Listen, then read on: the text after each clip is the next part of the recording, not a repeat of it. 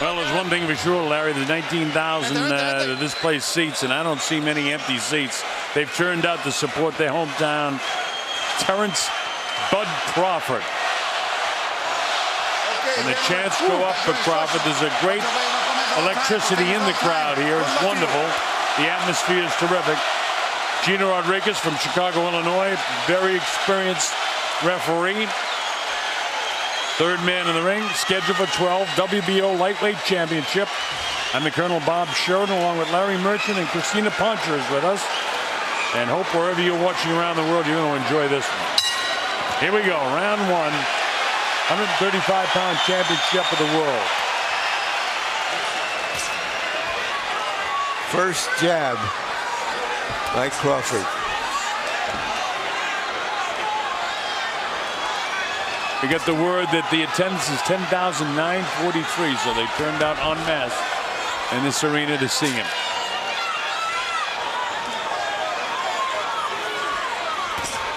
That's about 1,000 more than saw Joe Frazier.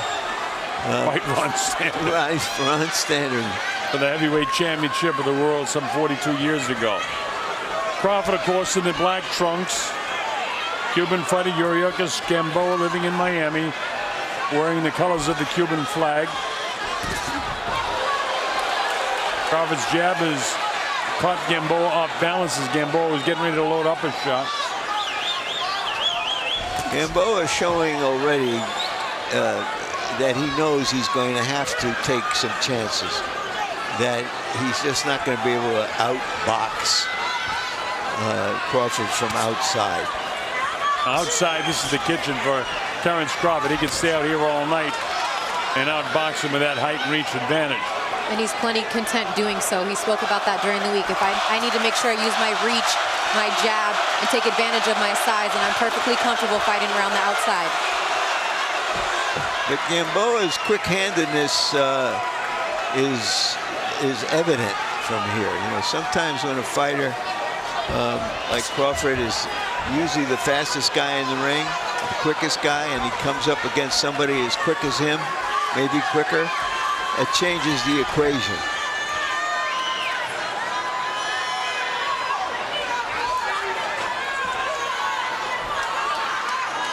Two minutes gone in round one.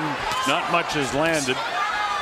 Not much difference between the two fighters so far. If I had to guess, I'd say that Crawford has landed more blows than has Gamboa. But as Larry said, and I expect soon he's going to have to take some risks, because he's not going to be able to box this guy like this from this position all night. And Christina, who spent some time with Terence this week, in spite of the crowd and the reaction that Crawford has, he's perfectly comfortable in doing exactly what he's doing. Good hard jab by Crawford. Almost buckled the legs of Gamboa. I think Gamboa got a little surprised by the pop in that hand.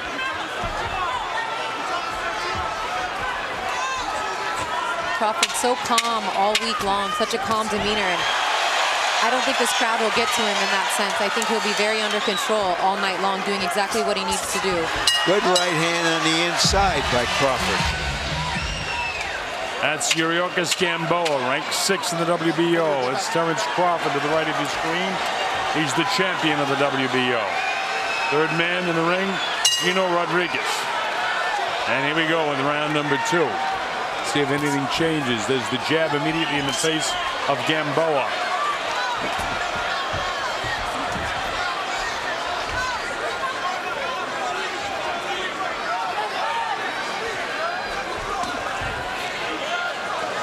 Gamboa to the left of your screen. That's Terence to the right. Red trim on the trunks of Yuriorkis Gamboa from Cuba.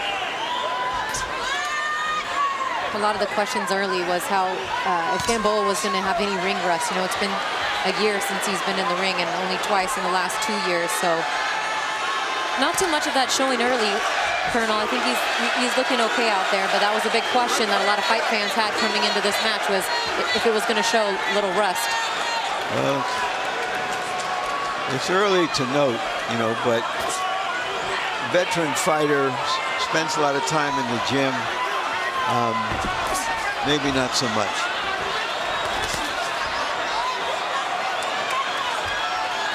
But at this distance, Crawford can outbox him all night like this. Gamboa is trying to take some shots to come on the inside. Yeah, he's trying to use some smart aggression. Go in and out, use his quickness. It's a light left hook upstairs that time, does Gamboa.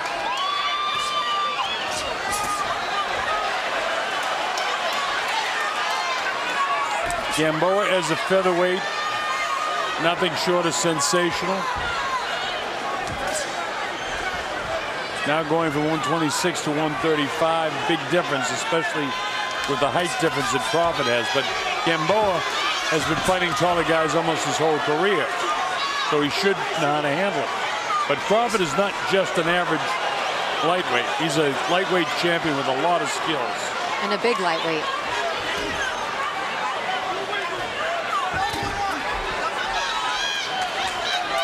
His team speaking somewhat candidly, but it was a little tough for him making 135 this time around, Colonel. Yeah, I talked that Bob Arum talked about him wanting to go, or at least the promoter, wanting him to go to 140. But all of that's academic right now. And a little rough on the inside there. And Gino says no. And Gamboa gives him the bow.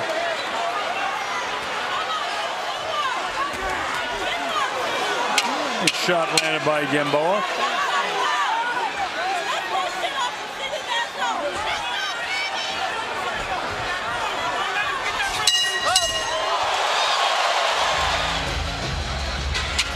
CenturyLink Center, Omaha, Nebraska.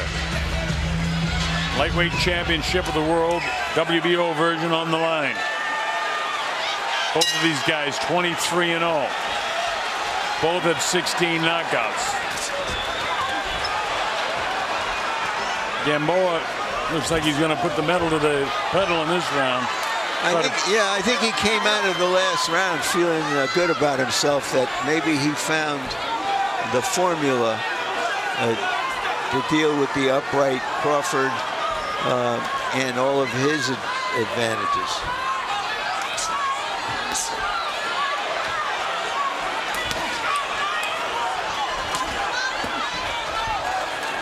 Gamboa seems very strong.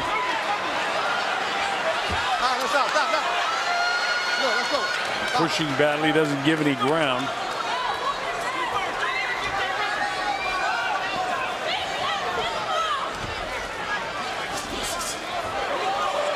Terence loads up the right. You saw what happened, whistling past the ear.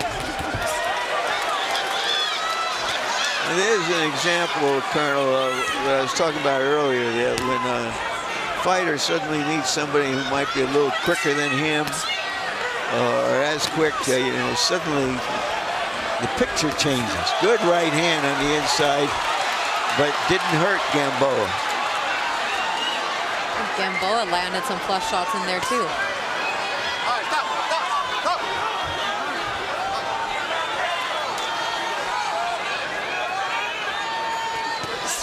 Crawford elects to go for a southpaw for a couple of seconds, and he gets whacked. Yep. Gamboa is beating him to the punch. Literally.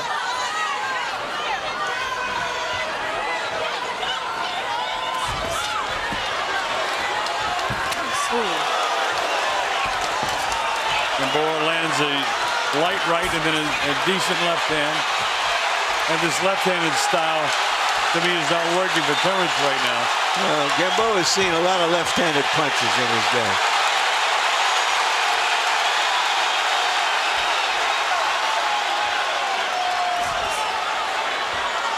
Cheekbones a little bit puffy on the face of Gamboa so far.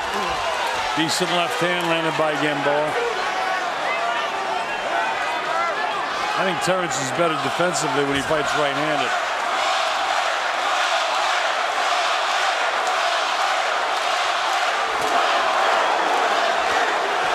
Gamboa having a really good round. Landed another solid punch there.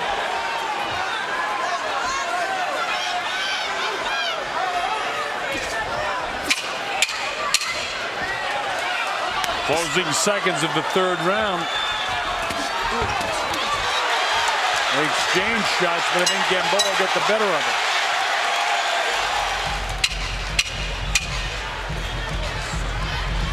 Dennis Nelson of Minnesota, Robert Heckel of Illinois, and Levi Martinez of New Mexico are the official judges. All experienced men. This is round 4. CenturyLink Center, the hometown of the champion, Terence Crawford. Now let's see if Crawford can make an adjustment from the last 2 rounds that may or may not have gone in favor of Gamboa. They have on our score sheets, but we're unofficial.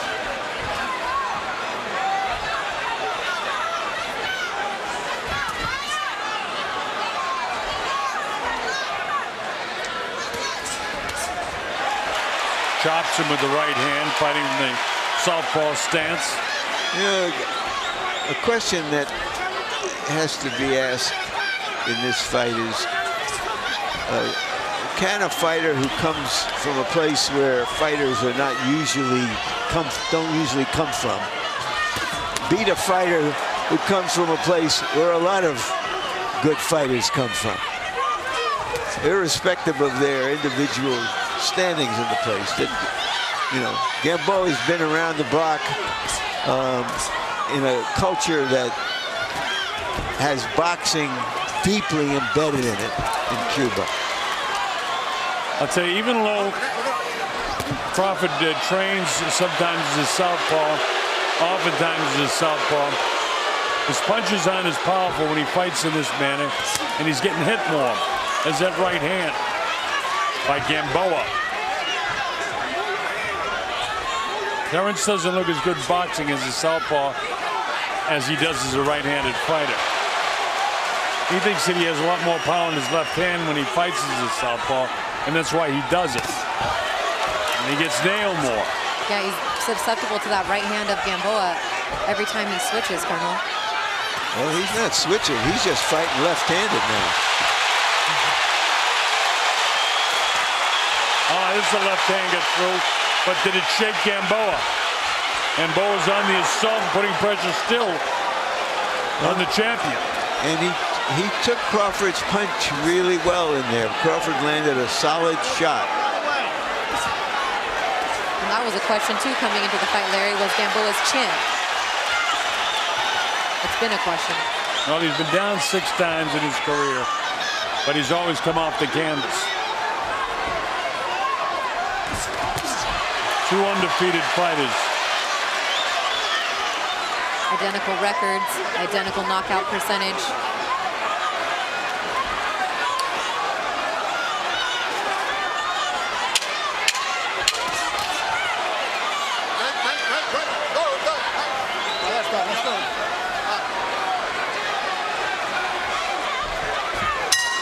The bell ends round 4.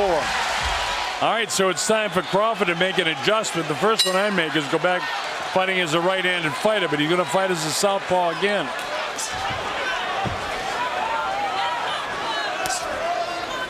If he thinks that fighting as a southpaw is confusing Gamboa, it's not confusing him in the slightest. I don't think he's trying to confuse Gamboa. I think that when he was fighting him in his conventional style, he just saw that Gamboa had an advantage over him, which solved him, and that he just feels he has to fight him southpaw. Yet he won the first round, Larry. He's lost the last 3, in my opinion. Yeah, well. So, you know, but that's, you may be right. That's what he's thinking. Yeah. He doesn't know he's lost, and he may not have, but I mean, that's the way I see it anyway. Well, I have it 2-1 and 1 even. I know officials don't score even rounds, but I do. Little welt alongside the right eye of Gamboa. He's had that puffy cheek for a couple of rounds now. Good little right hand hook by Crawford. Crawford walks him back on his heels. Gamboa doesn't like it.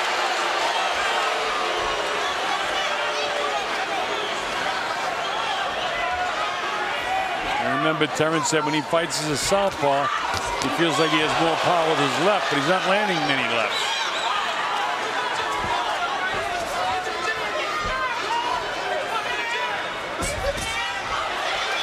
I think Terence needs to go back to using the jab a little bit more, keeping that distance.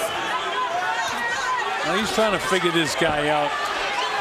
He's not touching him when he's jabbing as a southpaw, as this kid Gamboa is very quick on his feet and with his hands. Oh, he hurt him with the right hand.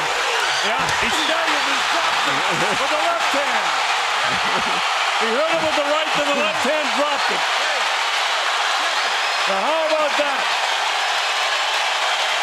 And the roof is about to blow in this place, Colonel. Gamboa got a little too reckless. Well, you said he was going to have to at some stage, and he's real reckless now, but his legs aren't there. Terence touches him up with a pretty good jab, whacks him with the left hand, downstairs, loads up with the right hand. Gamboa is fighting right back valiantly, but is he hurt, as you say? He is hurt, trying to hang on. Terence imposing his will on Gamboa right now. Gamboa is staggering. Slides to his right, nail with another right hand. He's ready to go again, but we're out of time in the 5th round. Nails him again. He's back on his heels. Listen to the crowd.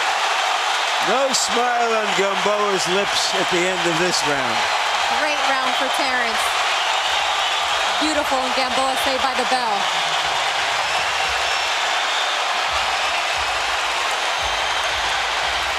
Gamboa blinking in his corner, still trying to find his senses. Is Gamboa now. And he's nailed with that left hand and drop. You're right, Larry. He was getting brave, and he was out of position. And the rest of this round, he's fighting on instinct. More importantly, he took some heavy shots at the end of that round, so let's see how he can approach this and where his body and his legs are under him. I don't believe a guy can recover from the kind of damage he was experiencing at the end of the 5th round. We'll see. Well, at the very least, with that knockdown, that evens out the fight, I think, on our cards, right, Colonel, at 47 all. Yeah, at the very least. But that's the least important thing right now. The thing is, can he continue the pace? He's fighting as a right-handed fighter now, and he continues to hurt Gamboa. Gamboa's legs aren't there at all. But he's making a stand, to his credit. And I still expect Terence to be cautious in a way and be patient. I don't expect him to get out of his style. Is Terence back as a southpaw again? Well, you and I have discussed this southpaw stuff ad nauseum, but he made it work for him. Yes, he did. And his Gamboa, who was down for the 7th time in his career in the 5th round. His legs aren't 100% just yet. Like Gamboa is throwing caution to the wind. He's trying to nail this guy. Yeah, he's showing us what he's made of. Yeah, he's a fighter. Whether he can weather this kid or not, he is showing us that he's got some. He got cracked by a good. You don't get to be as good as him over such a long period of time with not having a lot of fortitude. Well, he's got that for sure. His legs still aren't there, and we're almost 2 minutes into this 6th round. Very flat-footed. I was just going to say that, Colonel. Still looking a little shaky as he kind of walks forward with heavy feet. He's not just looking shaky. He is shaky, Christina. And I don't think Terence realizes that he's still in trouble. Now he gets up on his toes a little bit and bounces around. Almost his left knee buckled underneath him. Talking about Gamboa.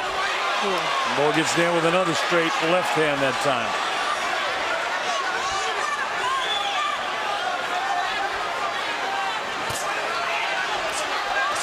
5 seconds to go in the round.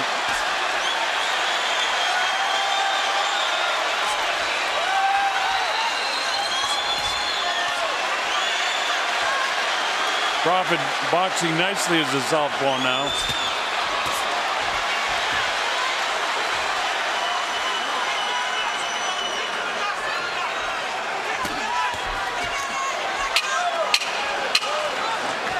Closing seconds now. This is the 6th round.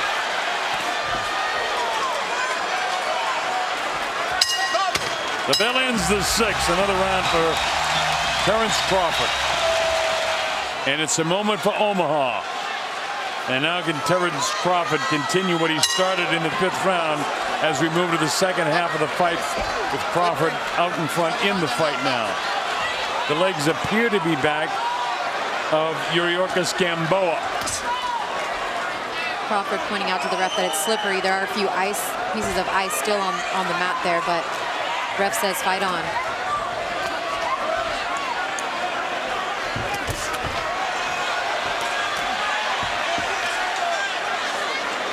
Crawford continues to fight as a southpaw. When he got Gamboa in trouble at Strange, he went back to fighting as an orthodox fighter, and he's been fighting southpaw ever since. As Gamboa just slipped on a piece of that ice. Well, also sometimes you see that the advertisements on the mat can be slippery. Well, the thing is, for some reason, the Cuban corner people love to pour water down a guy's shorts. So he's dripping water all over the place. And of course, once that gets, there's actually a puddle on the Takati sign in the center of the ring, and that's where they're slipping.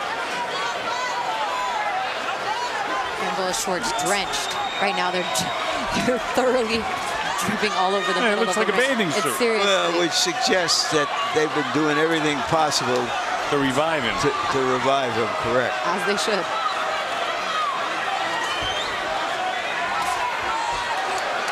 Crawford trying to pot shot him and catch him. Right hand has been effective. Gamboa continues to slip, step on each other's front feet. Gamboa's doing a lot of slipping, and it's his own corner's own fault because, I mean, we describe his trunks are a bathing suit right now. They're dripping that much, folks.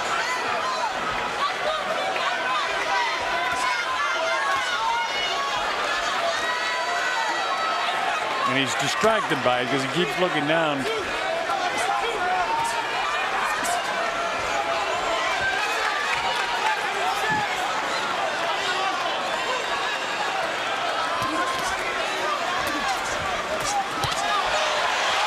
Gamboa's legs are totally back, so whatever they've done in the corner, he's revived. And as I say that, he gets whacked. Well, as you pointed out, Colonel, he's been looking down, and when he looked down, Crawford popped him. Distracted by the wet shorts and his footing on the canvas because he moves a lot. He bounces around, he slides left to right, he fights up on his toes all the time. Compared to the early rounds, Gamboa looks like he's going through motions now. Not as serious and as alive and well. Look at him, they just give him a shower in the corner. That's crazy. Crawford won that round, by the way. Very slippery, very slippery. Yeah, he's not even sitting down anymore. Vamos, respira fuerte. Tiene que moverte, bro. The camera's very slippery. Very slippery, yeah.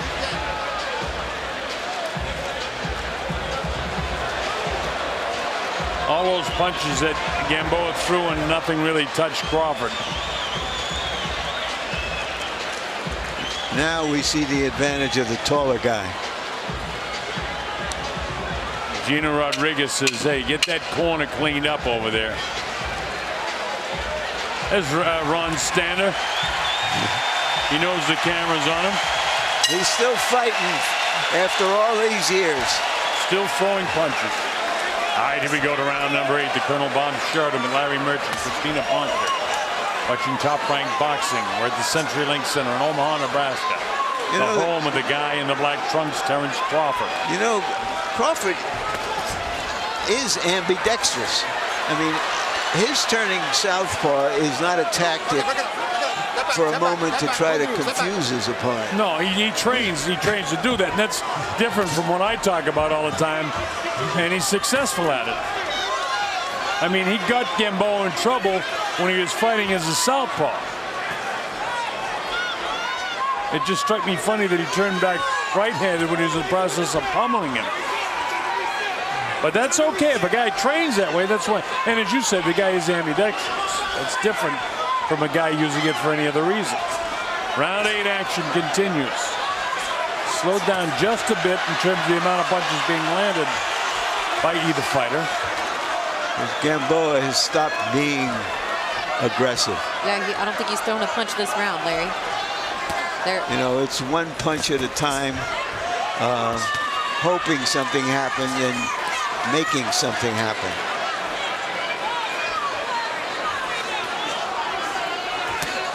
But you can't count him out. Crawford's never been in with somebody like this, and until he does it, he hasn't done it. Yeah, and by the way, with all that said, there's only 2 points in my score sheet separating the 2 fighters, and the whole difference in the fight is the knockdown back in the 5th round. So while the crowd in attendance is going virtually nuts, I don't know how far ahead Crawford really is on the score sheets. He's ahead. Well,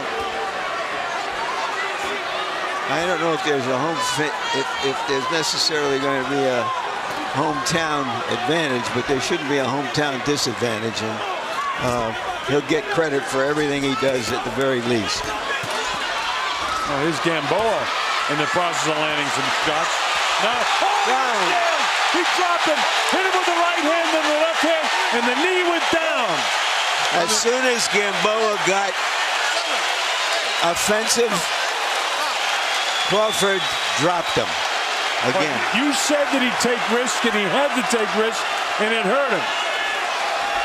So Gamboa has been down twice in the fight now, but that changes the whole complexion of the fight right now, because Gamboa is still on his feet. There's not a lot of time left in this 8th round.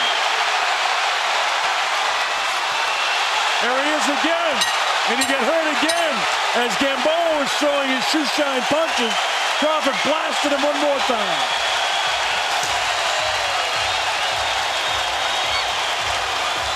Crawford showing his chin at 2. Every time Gamboa comes in and hits him with something, Gamboa seems to get some confidence. Terence comes right back. And all right, let's take a look at this knockdown. Now you see who's on the assault, not really landing many blows, and then bang, right across the jaw, left hand, and a solid right hand. And it dropped him down to the canvas. Gino just got himself in position to make that call because he was kind of behind. Gino Rodriguez being the official that was able to call that immediately when that foot hit the canvas.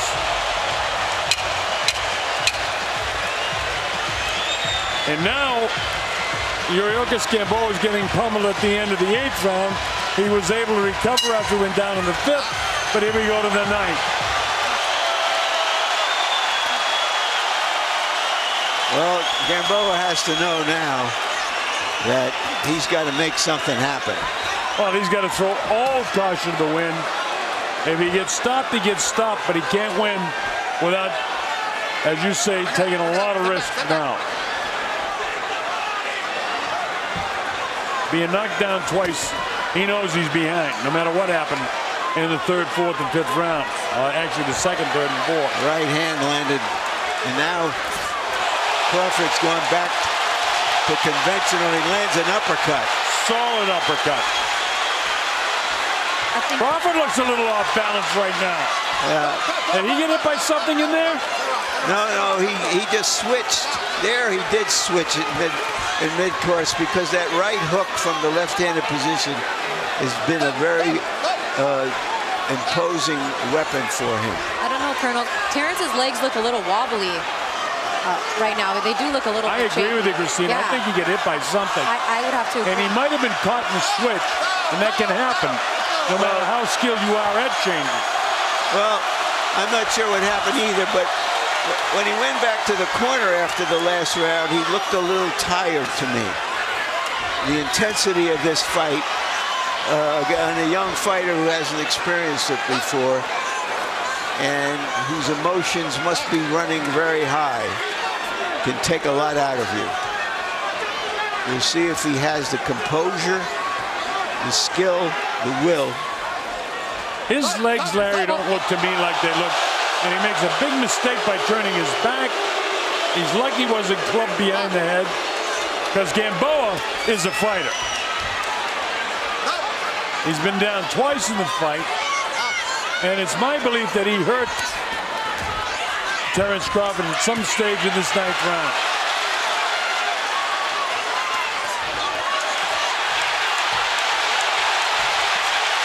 Crawford cracked him again and straightened out the right leg of Gamboa. He drops him again. That's a hard knockdown that time with the left hook. So if Gamboa is tough and Crawford would hurt, how about that? 27, 26 seconds. He still has time to finish him off. 22 seconds, he's back at him. Gamboa's totally out on his feet. Can Crawford catch him one more time? There's no quitting Gamboa. He keeps battling, falling forward. Uppercut, drops him again. It's all over. Terence Crawford has stopped Yuriorkis Gamboa to defend his title in his hometown. Terence Crawford has become an American star. This is Terence Crawford's coming out party in his own backyard. Well, he knocked him down. We questioned whether, even though Crawford had scored 2 knockdowns, we questioned what was going on with him. And he showed that he has some bottom and bottle to be a real champion. Remember, there were stages in that round where I thought that he might have been hurt. And he drops him with a vicious left hook. Never before defeated, obviously never knocked out. One of the most celebrated amateurs of his time. At 32, Gamboa gets stopped. And at 26, Terence Crawford has given his hometown something to cheer about. They couldn't have asked for a better performance and a more spectacular way to end this fight than the way that Terence Crawford did tonight, Colonel. 4 knockdowns and eventually a TKO victory for him. And again, I thought that there was a stage in that 9th round where he might have been hurt. I don't know if that's a fact or not, but I had the feeling. But if it was, it just says more to the tremendous battle that this guy has, as they say in England. I mean, he performed really admirably. Well, and was there pressure on him, or was there an opportunity?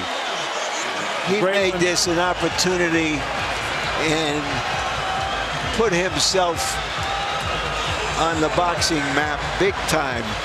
His promoters and handlers are dancing now in the ring. That you can be sure of. And which way does he go now? Who does he fight next? Well, and putting on a... Well, let's make it official by going to Michael Buffer. 2 minutes, 53 seconds of round number 9. The winner by knockout victory. The fighting pride of Omaha, Nebraska, USA. Still, WBO lightweight champion of the world, Terence